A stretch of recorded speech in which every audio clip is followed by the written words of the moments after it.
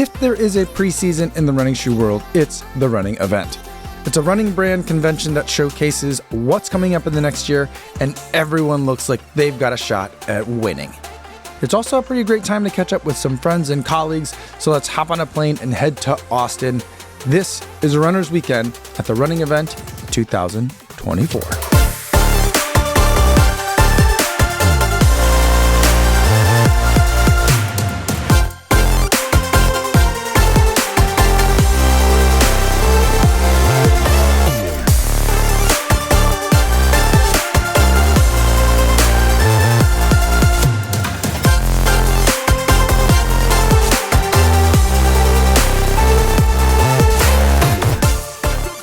What's going on? Just made it to the Airbnb in Austin. This is the same place that I stayed last year. A Kofuzi Run Club member owns this Airbnb, so I love to be able to throw some business her and her family's way.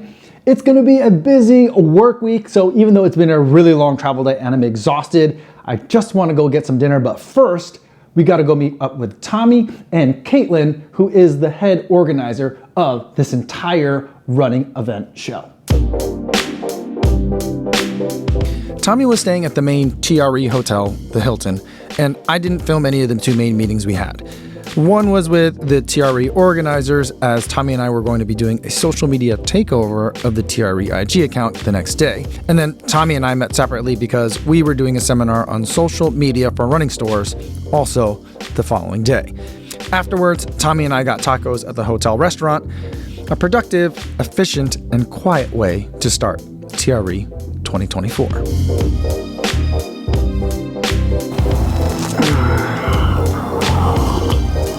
Good morning. It's a little bit before 6 a.m. here in Austin on a Tuesday.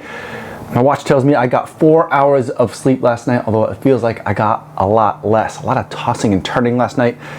Bed was perfectly fine. I just think I had a little bit too much coffee too late in the day yesterday, and I just couldn't fall asleep. Got another busy day today.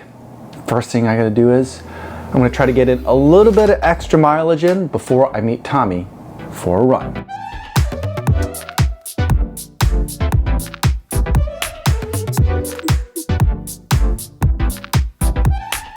It was definitely a bit discouraging when I woke up and it was so dark to get going for this run, but now that I'm on Lady Bird, there are so many other runners out here.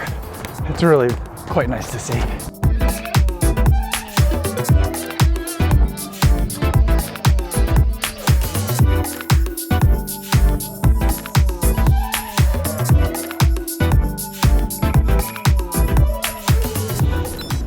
All right, got in a little bit more than 5 miles.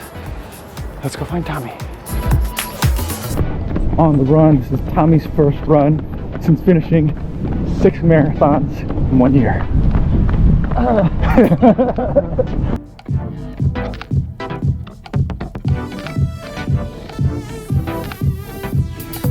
That is the trail cleanup that I really wanted to do today, because last year they had an option for you could pick up trash while you're jogging, but there was also a kayaking option, and I was too afraid I'd fall in the water last year to do it. This year I brought special clothes to do it, so I was gonna get in the kayak, but I forgot that we had to film all this stuff now, so I'm gonna have to skip out on it this year, maybe another time.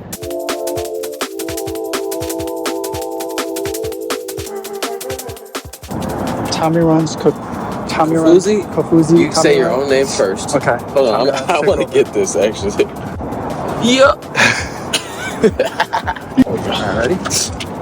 Hold on. Oh God, that's all in the mic. I'm gonna need a new microphone now. I didn't realize it was gonna be that aggressive. All right, ready? I think I don't have burgers. I got burgers. You're dad. You're good. Yeah, sweet. Yo, what's going on? It is a Kofuzi Tommy Runs takeover of the TRE social media accounts. Yep. Yo, what's going on? It is a Kofuzi Tommy Runs takeover the TRE social. So it took us a few takes, but Tommy and I got what we needed on the bridge, And then we ran back to our hotels to get ready for our next thing that we had to do for the TRE social takeover. But nothing is straightforward at TRE. Everywhere you go, you'll run into some friends. Good morning. How are you? Hi. Good morning, you two. Good to see you. How are you? How you doing? Great. I like to raise today, How you doing, man?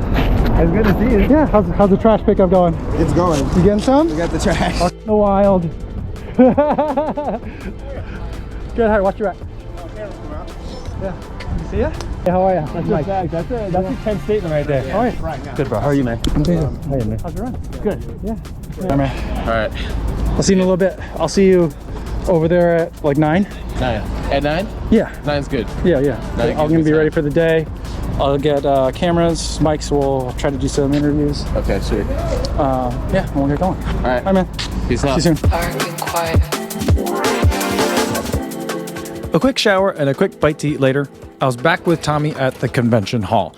Our mission was to find people to interview about why they were excited to be at TRE. All right, we're here at TRE. What is your name? My name's Amanda.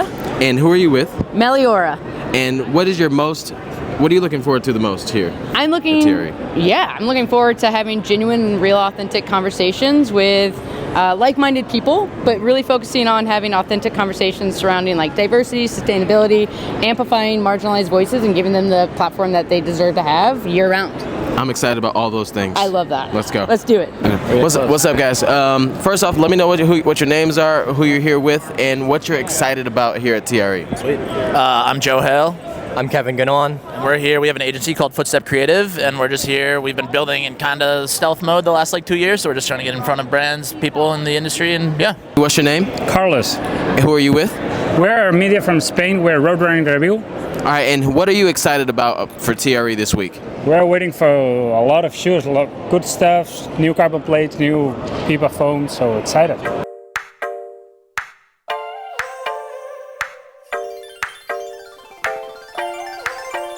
We had some time before our seminar, so Tommy and I got some coffee. Then we went to the keynote session, which featured lunch.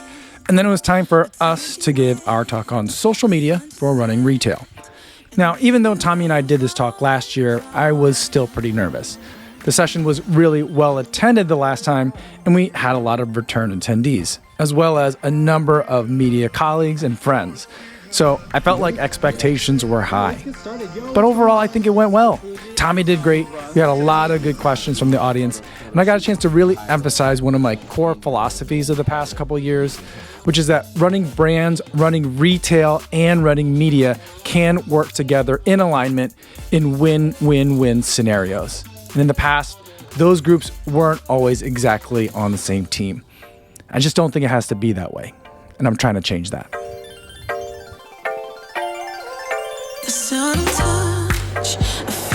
All right, just finished the session. I think it went well. I feel like I talked too much, but we had some good questions at the end, so that was good. Now, I'm gonna meet up with Running Warehouse. We're gonna film something fun for YouTube. I was gonna walk over there by myself, but the guys are all here checking in, so I'm just gonna hop in an Uber with them, and then we'll head over, do something fun. Earlier in the year in Boston, Connor from Running Warehouse took the Believe in the Run crew up to the Charles to check out what real runners were actually wearing for their daily runs. And now, it was my turn to do some shoe spotting along Lady Bird Lake in Austin. The whole thing was a bit overproduced with 3 cameramen and 4 cameras, but it was a nice way to actually spend some time chatting about shoes with a friend, and I think the video we made is going to be pretty good. Head on over to the Running Warehouse YouTube channel and subscribe to see when that video drops. Finished shooting sneaker spotting with Running Warehouse. That was a lot of fun. We saw a lot of shoes, a really wide variety, and ran into a bunch of friends. So a really fun time to geek out over shoes and reconnect with some people. Now I'm gonna head back over to the convention center. The hotel across the street is where the Hoka reception is. So let's go check that out.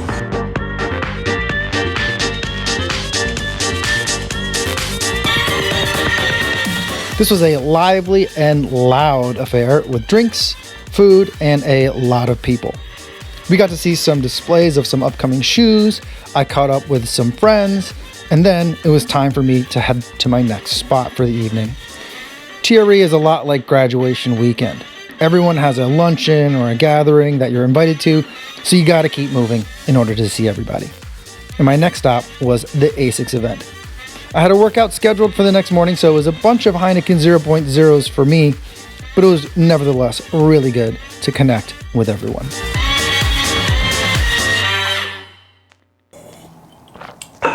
Good morning. It is a little bit before 7 a.m. on a Wednesday here in Austin. I didn't have too late a night last night. I got home about 9:30 and then I was asleep by about 11, I think. So I'm feeling pretty good about that. I had a much better night's sleep. And that's a good thing because today I've got a big session on deck. But I have a little bit of surprise help for this workout. One of the things that can kind of happen at the running event is you might have a chance encounter, get a chance to run in an upcoming development or secret shoe. So I ran into someone last night and that person asked if I was gonna go for a run today. I said I have some intervals on deck and they said that would be perfect for a upcoming prototype shoe that they'd love to get some early non-elite runner feedback on. They have some pros who have run in it and they wanna know what non-elites might think about it. So I said I have some 800 meters on deck and they gave me a pair of shoes to run in. Now, I can't show you the shoes, I can't photograph the shoes, I can't really tell you much about the shoes either, but I'm really looking forward to it. It should be fun. So apologize that I can't show them to you, but I'm pretty excited about it.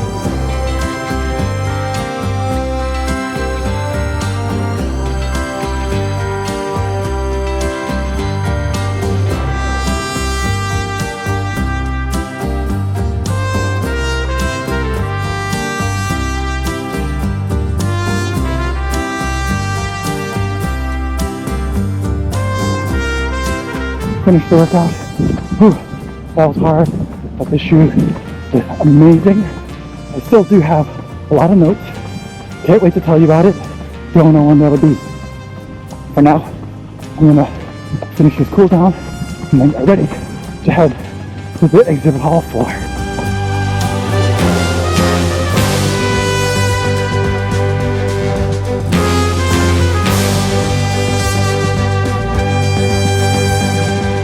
All showered up. Let's get ready to head over to the running event. I got a day jam-packed full of appointments with all of the running shoe brands. My plan of attack for today is to do all the shoe brands on Wednesday and then the apparel and nutrition brands on Thursday. First thing before I do any of that though is I gotta get some coffee and some snacks.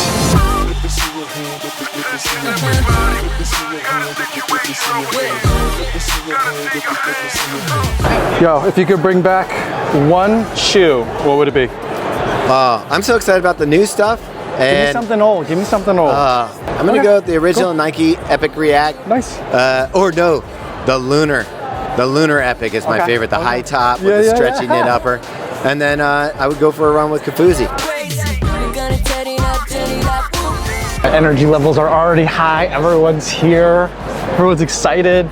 Things are shiny and new. Can't wait. First appointment is with Diadora. Diadora is an Italian running shoe brand that has recently rededicated itself to performance running. And they've only recently started reaching out to me to review their shoes. So for our meeting, I was happy to be able to speak with the product people to get an introduction to the entire lineup. Diadora also has a 100 steps philosophy to their shoe design. Their design, prototyping, and run testing departments all sit within 100 steps from each other in their headquarters in northern Italy, allowing for quick feedback with little lost in translation. That's going to be it from Diadora. It's good to get a complete rundown of the lineup from them. Well, not a complete, but everything except the stability shoes. And now, let's go see Kiprun. I've never talked to them before, so that should be interesting. Let's see what they got. Kiprun is a decathlon brand. And if you don't know what decathlon is, it's kind of like a Trader Joe's, but for sports equipment. They sell a bit of everything, but all the brands are in-house and they're pretty good but value oriented. So Kiprun trying to stand out separately as a performance running brand, it's kind of like if that Trader Joe's frozen pizza you like, we're trying to compete in an actual pizza making competition. But also in a lot of ways, Kiprun's challenges are kind of the same as the challenges that Skechers Performance faces in relations to its parent, Skechers. We spent some time talking about the shoes at Kiprun and about how they could try and make their debut into the US market given the challenges that they might be facing. And it'll be interesting to see what they get up to in the next few years. 11 o'clock. I'm supposed to be somewhere. I don't know where. Okay, so my next appointment was at Brooks, and they always show up big for TRE. For 2025, they're tweaking their foams again. DNA Tune is going to be an update to their supercritical foams where they're using dual density source compounds that, when placed under pressure and heat and then injected with nitrogen gas, in other words, supercriticalized, it results in foams that have firm sidewalls and squishy centers. It's a format that we've seen Puma use to great success with their Forever Run, and I look forward to seeing it in the glycerin. I'm also really excited for DNA Gold, which is Brooks' long-awaited entry into the PIBA midsole market. The Hyperion Max will hopefully be getting the true max treatment with the use of partial DNA Gold next year, and we will also see an all DNA Gold shoe from Brooks later in 2025. And finally, I'm particularly intrigued by this update to the Ghost Max. It looks like it's getting treatment similar to what we've seen in the Glycerin Max, and I hope this shoe is as fun to run in as it looks. That's it from the Brooks booth. A lot of exciting changes coming. Very happy with what I'm seeing there. All the things that I wanted to happen to two shoes specifically, Hyperion Max and Hyperion Elite 5, are happening. I don't think I could tell you very much more about Hyperion Elite 5, but we did hear a lot about it, and you're gonna be surprised. You're gonna be surprised. Now I have a little bit of time before my next appointment, so let's get something to eat. My plan originally was to try and avoid eating food at TRE because the concessions are always pretty disappointing for vegetarians. I did have an empanada and a bean taco in my bag that I had picked up in the morning from the convenience store, but since I did have some bonus time in my schedule, I thought I'd give concessions another try. I got some kind of chicken noodle dish minus chicken, and while I appreciate everyone who worked very hard to make this dish tasty, I did not enjoy it. Finished with lunch. Actually got to eat lunch today. That was nice. Now let's check out what these guys are up to. For those who can't make it in person to TRE, there is a live stream of the show hosted by my friends at PR Project. This is the second year that Aaron, Tommy, and Gary were hosts for this 2-day live show. And this year, this set was a much more chill living room vibe with video production and streaming hosted by Flotrack.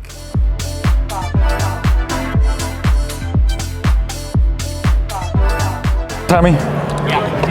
Hello. How's PR Project going? PR Project's going really well. TRE Live is popping. We had a lot of great guests, and we covered some really cool things and talked about a lot of the innovation that's happening in the industry as a whole. Gary crushed it, Aaron crushed it, and big shout out to the guests. All right, 2 questions. 2. What are those? These are the On Cloud Surfer 2. Nice. I like the color blocking on that. Yeah. All right, second question. Yeah. If you could bring back any one running shoe, what would it be? Oh man. That's a really good question. I'd bring back the first Nike Infinity React. Nice. I like that a lot. Nice. I like that a lot. Thanks. My next appointment was with Adidas. Now, a few years ago, there was an issue with me filming some shoes that they had put on display in their booth and on their mannequins. And since then, Adidas has switched up how they present at TRE. Now they have a facade to their booth, but all discussions happen behind closed doors. And to make my life easier, I pretty much consider everything we talked about back there to be under embargo. And besides, anything that is really interesting will end up on my desk later when the time comes and I can actually run in it. So I'm not in a hurry to post about stuff that's coming later. Although, because I am a reference size, I did get to try on a lot of stuff, and I will say that 2025 is going to be a good year for Adidas. Just got done with a lengthy meeting with Adidas. It was really good. Very excited for what's to come. Can't tell you about any of that quite yet. Next, let's go visit some friends at Mizuno. I think they've been up to some stuff.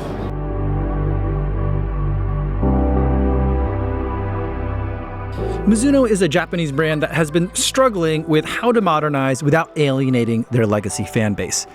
There is a very clear roadmap on exactly how to do this, laid out by some of their compatriot competition, and this year Mizuno seems to finally be taking that to heart with their mystery shoe lineup for TRE.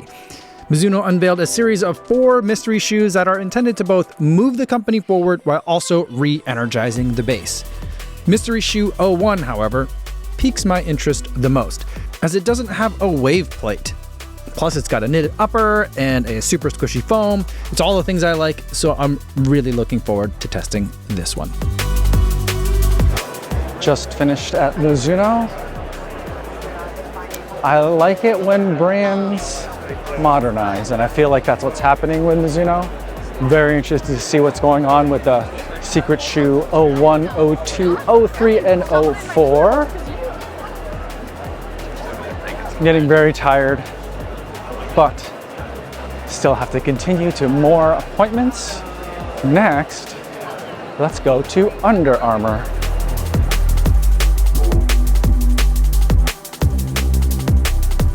I don't recall if Under Armour has been to TRE before, but it's the first time that I can remember visiting them. I've reviewed a couple of their shoes recently, but it was good to get a walkthrough on the rest of their running shoe lineup. They also showed me this Double Boa Speedland collab, the Velocity Elite 3 proto that Sharon Lokedi wore in New York, and I got to meet Sharon Lokedi and Winnie Kaladi. I had seen Sharon speak at an Under Armour event in New York earlier in the month, but it was good to actually get a chance to introduce myself. And I've also seen Winnie win the USATF 5K championships a couple of times in New York, so it was great to finally meet her too. So I introduced myself as Mike, and then as I'm leaving, Sharon goes to Wayne and goes, "Yeah, this is Kofuzi. He has makes really good running content." And then Wayne was like, "Oh, I've seen that before." So that was really flattering, and maybe she has, maybe she hasn't, but I'm gonna take it as a win. And look at this guy. Ah, good to see you, man. How are you? You all right? Yeah, I'm doing great. Hoka had a lot to discuss at TRE. The Clifton and the Bondi will be getting updates this year, and the impression that I got is that these models will more target the run-walk consumer. And this seems to be an industry-wide trend where the legacy franchises are designed to be entry points for those who are curious about the brand. Or for those runners who don't like their running shoes changing all that much, these core franchise models will become dependable year-over-year experiences. For the shoe nerds who want something a bit more modern, Hoka has updates for you too.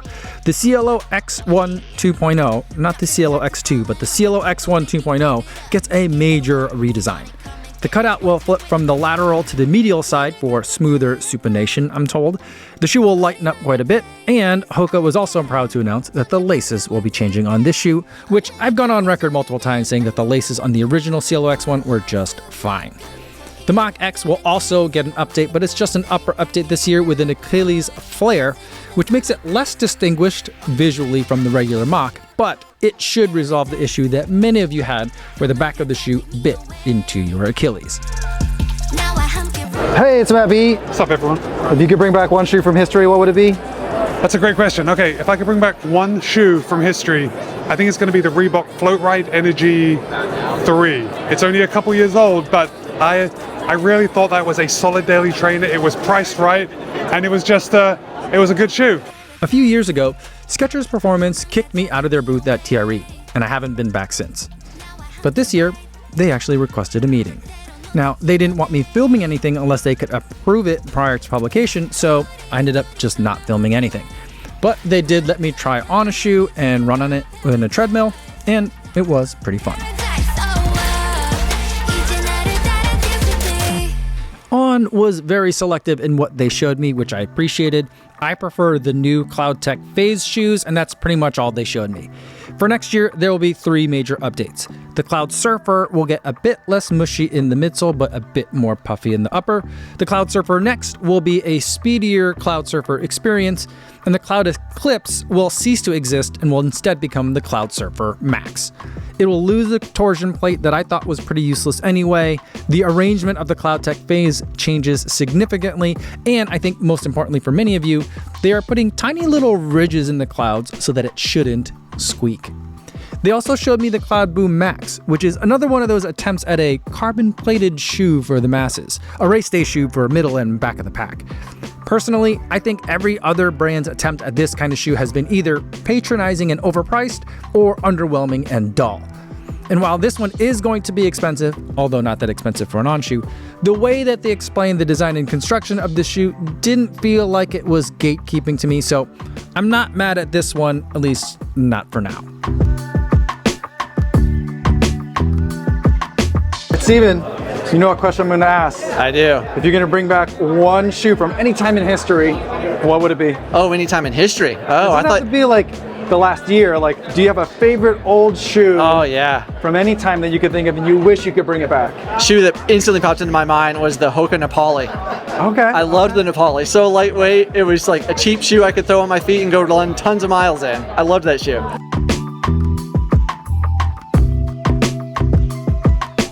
For the past couple of years, ASICS has focused on one main shoe only at TRE, and this year it was the Nimbus 27. It gets a pretty mild update and will remain a pretty comfy shoe. I did get a chance to run in the shoe the following morning, and I can say that it feels a bit smoother than the Nimbus 26, which felt a bit clunky to me, so I appreciate the small change.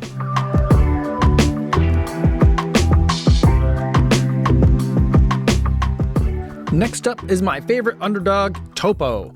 I reviewed the Cyclone 2 a while back, so I'm excited to try the upper update for the Cyclone 3. And I'm also excited to delve further into the Topo lineup with a shoe I haven't tried before, the Phantom 4, and its updated zip foam. Okay, that is the last meeting I have for today. Now it's happy hour time. Pretty much like every other booth has a little bit of a spread and a little bit of libations to celebrate the end of day one. I am gonna try and find the Teva happy hour because I told them I'll stop by. Back in college, I used to live in the Teva mush flip-flops.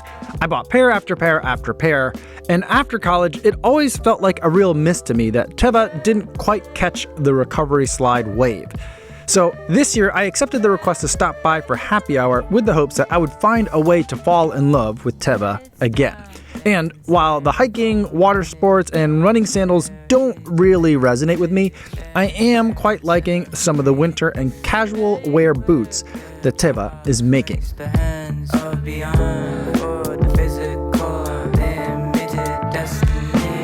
Meaghan, if you could bring back one shoe from history, what would it be? Oh man, I loved the Hoka Elevon. It was the best shoe. Sort of responsive, a little bit clunky sometimes, but it was just a consistent good shoe, and then it just disappeared. If you could bring back one shoe, which would it be? Okay, I'm going to go to the 80s, 1981 Air Mariah, my marathon PR shoe. If you could bring back one shoe, what would it be? The Mizuno Elixir. I think I know what the answer is, but if you could bring back one shoe into production, what would it be? It would be the Nike Alpha Fly 1. Valerie Mello here. If you could bring back one shoe, what would it be? Tartar Edge, ASICS Tartar Edge. Hoka, please, if there are any size 10.5 samples still in the back room, I will pay for them. Evo Speedgo, it is, in my opinion, not just the greatest trail shoe of all time, but I'll run on the road or the treadmill, whatever, in that shoe, so send it my way.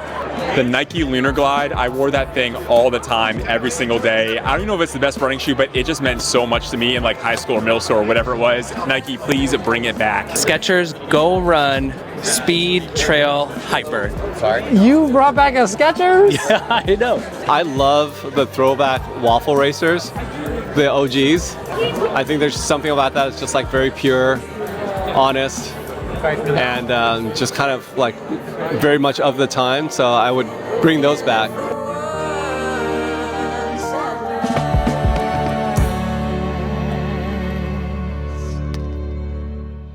The next morning started early at 7 a.m. for a group run at Torchy's Tacos. The local ASICS tech rep, Chris Anton, who put together the group run I did in Austin over the summer, was the mastermind behind this Novoblast Torchy's collab. We took a huge group photo and then we were off and running. Hey, thanks for coming out. Good to see you. Nice and early. We're just taking over the street here. Look at this.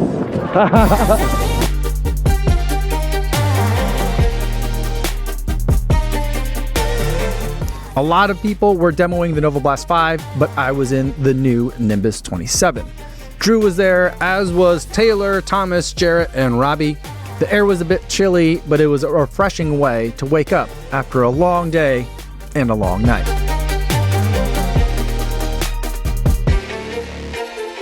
Good job, Buff. All right. Cameras are on. We got to run. Yeah. Back at Torchy's, there was a free t-shirt, free tacos, and some giveaways. And little would I know that this would be the only real meal I would eat for the next 12 or so hours.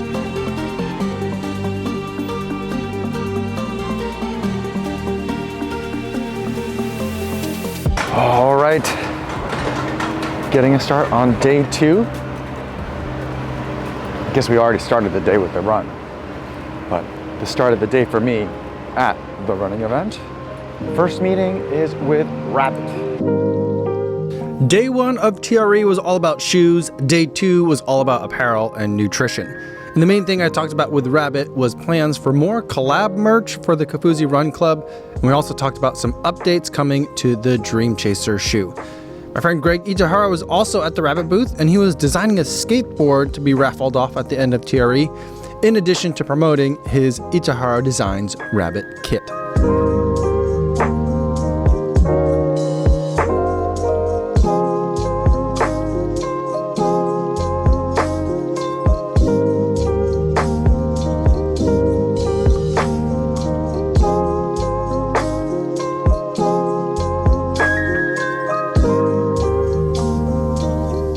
So the last 2 meetings that I had, I went to the booths. Usually what I do is I have a meeting that I get set up with somebody, and then I go to the booth at the time I'm supposed to be there, and I kind of just wait if I don't know who that person is already. And usually that person spots me and we have the meeting.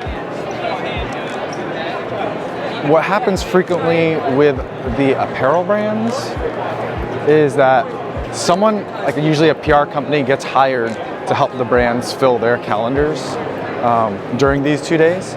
And a lot of times the apparel brands, I don't know if the PR person doesn't come on site or what, but the last 2 meetings that I had, I went there, stood in the booth, waited, and then just left because no one was like talking to me. So that's okay. I don't hold it against anyone, but I don't mind missing or not having meetings, getting things cleared off my calendar. That's also nice, but it's weird when it happens twice in a row. My next stop was at Tracksmith. They brought their coffee truck to TRE and their new racing shoe. It uses a similar concept as the Elliott Runner with a thick Puma midsole insert, but it's tuned for racing and has an upper to match.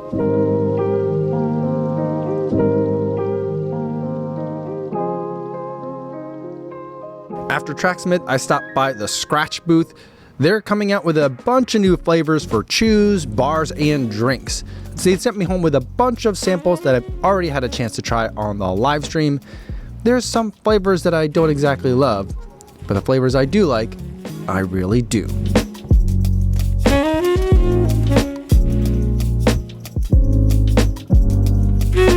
Ciele is a French-Canadian brand that most people know for their hats, but I have been loving their apparel for years now. They haven't been to TRE in a while, and it was good to see them here again. Their apparel always has clean lines, is well made, and as you'd expect from French Canadians, they're excellent with cool and cold weather performance apparel.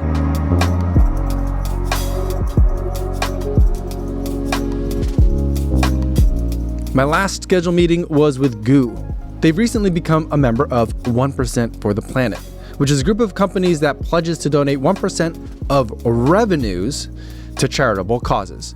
They sent me home with a bunch of flavors of their liquid energy and fruit chews, and I'll say that their chews taste the most like just regular gummies than any other brand. Very tasty.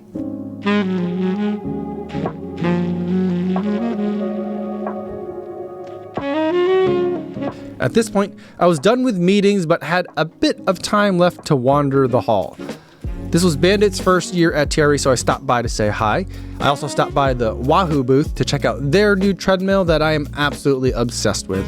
And then I was just milling around the Puma booth when my friends Drew, Ashley, and Amanda Brooks came by for an appointment, and so I joined in. One of my recent favorite Puma surprises has been the Forever Run, which happens to also be a favorite amongst Puma's pro athletes.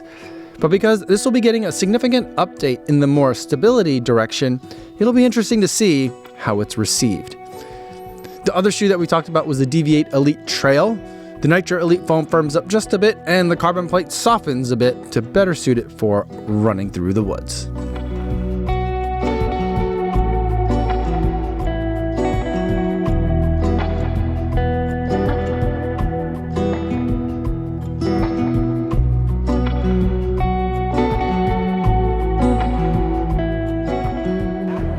All right, guys, I am out of energy.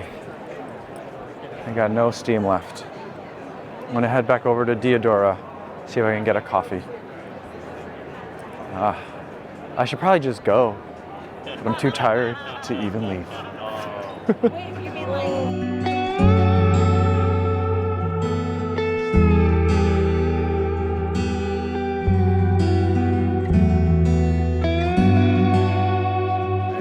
I'm here today with Mike Coe, aka Kafuzi, and we're a little low energy. We've been spending a lot of time on the floor at the running event. That's right. So this is going to be kind of more of a mellow conversation. Mike and I were sitting here and we were discussing how we felt about the majors adding Sydney and how they reward you for running the event. Yeah. And just kind of thought maybe we should bring this to you in a short form, very low energy conversation. Yeah, low energy podcast. I feel like that's what it's gonna be called. Yes. the co with the low. Go with the low. Go with the low. Yeah, I mean, I think it's great that there's a 7th. I think it's great it's on the other side of the world, so people over there don't have to keep coming to the United States. I think it's weird that it's like it's a major, but it's not. They'll still have to come to the United States if they want to do all get 6. it. But I'm like, if we like, let's say like, yeah, if you want to do all 7, but like before it was like, if you lived in, say, Japan or Asia, you had to come to the U.S.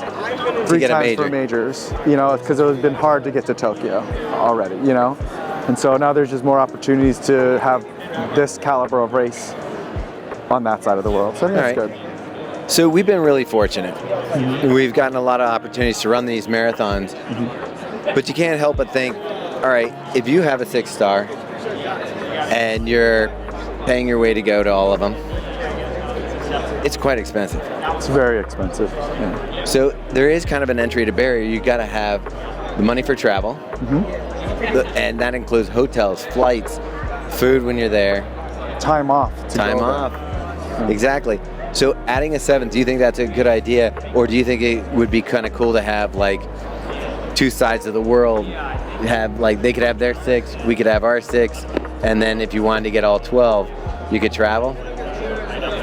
That's interesting, because then would you take Tokyo out of our 6 and add another one for us? I think you would. I think that you would go ahead and kind of do Western Hemisphere, Eastern Hemisphere, got it. And then if you wanted to get, because they're gonna bump it up to 9. So we're almost at 12 anyway. Okay. I mean, they'll do 3 more. You know it's gonna keep going. going. We're at 9. You might as well be 12. Right, but do like, because then you could get 6 stars on the Western Hemisphere. You could get 6 stars on the Eastern Hemisphere, and then if you wanted to be a megalomaniac, you could do 12 stars. Yeah. That's an interesting idea. I like that because it makes it so the travel's not so onerous. So that's interesting. But I also feel like my favorite one was Tokyo. Mine and too. If there were like a Western Hemisphere 6, I definitely would never have gone to Tokyo. I also think that was your best kit for any major. You looked sharp in that one. I like the light green. Yeah. You looked strong. You ran that one pretty well too. That was a strong my fastest marathon. Race. Wow. Okay. That's also maybe why it was your favorite. I liked it to do with it because there was out and backs, and that so was fun. running a slower pace than someone like you. I got to see you several times going back and forth, so I really enjoyed that part of it. Yeah. But we were talking about, you have a 6-star medal, and everybody's familiar with it. It's almost iconic at this point. Yeah. Sydney comes along, you're thinking, oh, they're going to make a 7-star medal. They're not. I know. Yeah. How do you feel about that? I feel like I get the reasoning if they're going to add 2 more in relatively quick succession. But I also feel like if you don't get a new medal when you complete all 7, are they all really majors? Not all majors are created equal, it feels like, and so that's where I feel like they shouldn't make a 7-star medal. They should make an 8-star medal, and they should make a 9-star medal, or wait till all 3 races are ready at the same time and make a 9. I agree with that. Like, it's almost like if you're gonna, they're talking about adding Shanghai and what was Cape Town. Cape Town. So Shanghai, Cape Town, and Sydney. Why not just add the 3 and just be like, let's do it, 9-star medal? Yeah, I mean, I think the hard thing is they have to help all those cities ramp up, right? They have to make sure that they can handle twice as many more runners as they currently handle. And that's not something you can just instantly do in 1 year, and that's why there's a process, right? But I feel like run all of them through the process at the same time, like instead of doing one city at a time. Like, I'm gonna say something controversial. Okay. It just seems like a lot if you've got to do 9 now. Like, that's a lot of money. Like, it's already really expensive to do the 6-star. Now, you don't have to do all the majors in the world, but people are going to want to. It's kind of like a Pokemon thing, collect them all. Collect them all. Yeah. And how are you going to sit there and just go ahead and add 3 more marathons? And let's just talk financial. If you just say, okay, each marathon entry fee around $200, right? So that's the least expensive thing. Yeah. Travel. You're probably talking, to get to each one now, at least $5,000, right? Wouldn't you say? Because you're going to be paying $500 a night for your hotel. Right, and airfare and all that stuff, meals, all that. So if you add 3, let's be conservative and say it's $5,000 per marathon, per person. You may have to bring a family member, so you don't, get into trouble. You're talking right there $15,000 to collect 3 more marathons. Yep. It's expensive, for sure. It's not a cheap sport when you're doing marathoning like this. Isn't it funny when you get started, you're like, it's a cheap sport, just need a pair of sneakers. Not anymore. But I think that the reason why I'm not necessarily offended by the 9 or even 12, if we got to 12, is the idea that there's friends of ours who did all 6 in 1 year. I feel like when you make it 9 or you make it 12, then you're really talking about something that is a real lifelong pursuit. And so the medal at the end becomes more than just I went and did these 6 races. It's like, no, I've dedicated myself to a lifetime of running, and this is the kind of crowning achievement of it all. So what year did you do your first major? Because you probably didn't start at the level you are now. Right. What year was your first major? 2017. And what was it? Chicago. Hometown? Was it easier to get, was that part of the reason you did it? Was it was a hometown marathon? Yeah. Did you have any aspirations to run all 6 at that time? No. I just wanted to run Chicago a bunch of times. It is fun in your home city to watch the explosion that Chicago's the first one I did, and to see an entire city transformed into running, I thought all the marathons from then on out were going to be kind of like that. And there's plenty of marathons where you go and the city doesn't even know a marathon's going on. Exactly. Yeah. You're having dinner and they're like, oh, what are you here for? Yeah. The what? Oh, there's a race tomorrow? Oh, okay. The roads are going to be traffic's going to be bad. All right. Well, Mike, they're closing up the running event. We've pretty much closed it out. I'm sure you've been busy. You're going to have tons of content to share with your fans. Yeah. Was there anything that you thought was the most exciting thing here? I get that question a lot from everyone. The answer I've been giving them is the answer I usually give every year. I'm really excited about Brooks this year.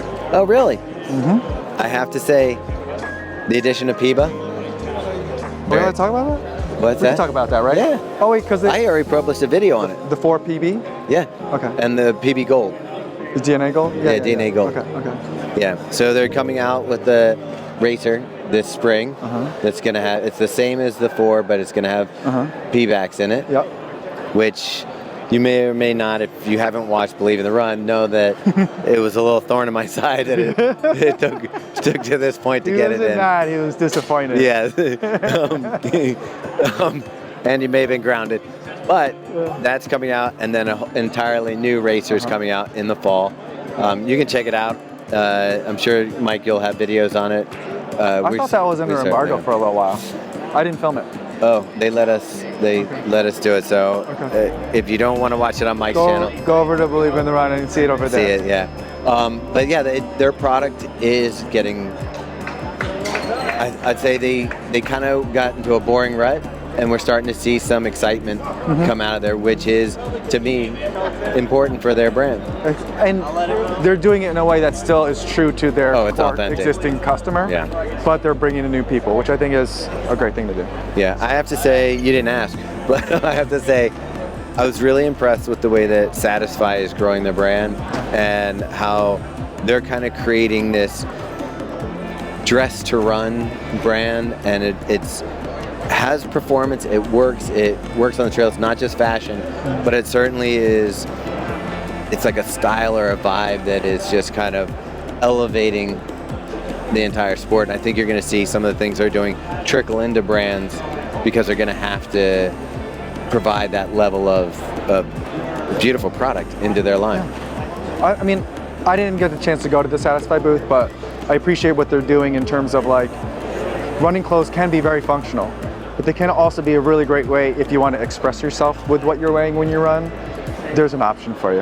Yeah. And again, I think that's important. And we can't really talk about specifics, but they've done a lot of shoe collabs with Hoka and Norda and some other shoe brands. They're finally coming out with their own shoe. Oh, okay. And it's beautiful, very thoughtful. Awesome. I think you're going to dig it. All right, cool. I can't wait. All right, that's it from the running event with the Slow Co. Low Energy Show. Oh, man. Thanks, everybody. I like that. Slow Co. Energy Show. I love it. Or Low Energy Show. Yeah, there we go. Thanks, House. All right, guys. I think that's going to be it from TRE. I've seen all the brands, went to all the meetings, sampled all the samples. Now I'm going to head out. By the way, for me, if I could bring back one shoe, it would be the Gyakuso Turbo. That thing was gorgeous.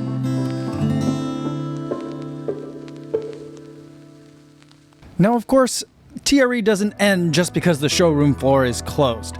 There was a happy hour at Flotrack's headquarters just down the street, and then there was the Brooks after party with Y'all Out Boy. I don't have a ton of footage from either of these events for a few reasons. First, I don't love filming people when it's socializing time and we're off the clock. Second, I was exhausted and didn't feel like filming. And third, I just wanted to enjoy time with my friends for what might be the last time in a long time. This trip was my last trip of an incredibly busy travel year. And going forward, I'll be rethinking where I spend my time in the running world. I've had so many great memories, but if I want to make room for new experiences, I know it means I will have to let go of some old ones. And this entire TRE, I've been quietly, and sometimes not so quietly, letting people know that I might not be back again next year. And while that might be very difficult and counterintuitive for someone who reviews shoes for a living to do, I at least know that this conference that I have enjoyed so thoroughly the past several years is in good hands.